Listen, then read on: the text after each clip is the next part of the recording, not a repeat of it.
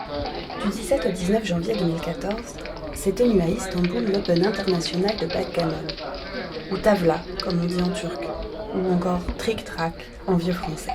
Pendant 3 jours, plus d'une centaine de joueurs se sont réunis pour s'affronter lors de ce premier championnat de l'année 2014.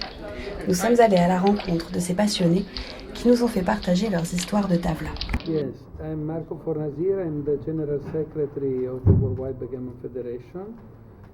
The Worldwide Backgammon Federation is alive from 1986, and so are quite 30 years that I am involved in the backgammon world. I'm here because I'm president of the committee, and because this tournament is part of the WBF Golden Circuit that includes 6 tournaments this year. Start in Istanbul with this Istanbul Open, and the circuit after Felden, Antalya, Georgia, Seefeld, and ends in Merit Championship in North Cyprus. So I think that we arrive around 150, 140, 150. And there are 22 or 23 countries represented in this tournament, and really this tournament is one very good tournament. The only thing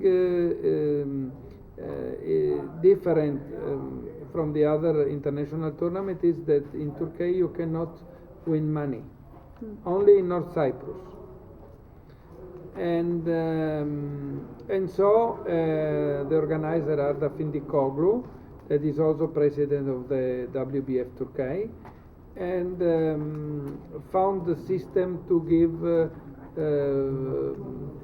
as prize trip and registration for the main event that we have during the year. So the people are quite happy to win the flight, the hotel, the registration to participate in one of our international tournaments with money. My name is Kenji Nishizawa.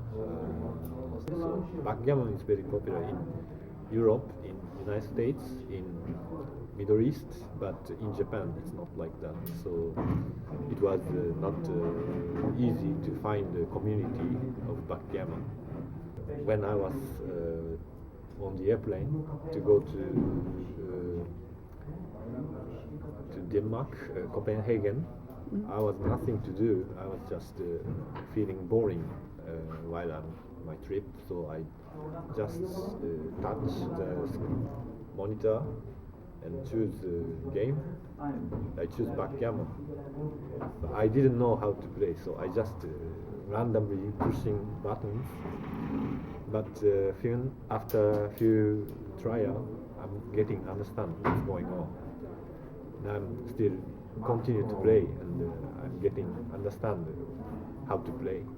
Then I arrived in Copenhagen. So, but during my trip, I was always thinking about that game.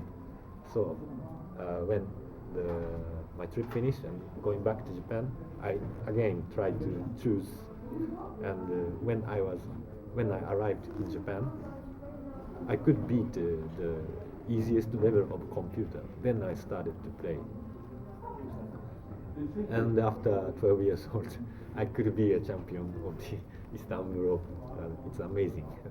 Alors je suis Laurence Sinitsky, je viens de l'île d'Oléron en France, et il y a quand même des femmes, hein. Il y a 20% de femmes.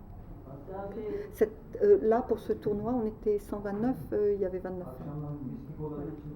Minorité mais quand même présente. Oui, et puis elles jouent très bien, particulièrement les femmes turques sont extraordinaires. C'est votre premier tournoi à Istanbul? Oui, j'avais jamais vu ça. Je reviendrai. Et tous les ans, je reviens. C'est d'abord la gentillesse des gens, la beauté des choses, l'historique, et puis c'est incroyable, quoi. Tout le monde te parle, il n'y a pas de problème, tu es dans un café, tout le monde vient t'asseoir à côté.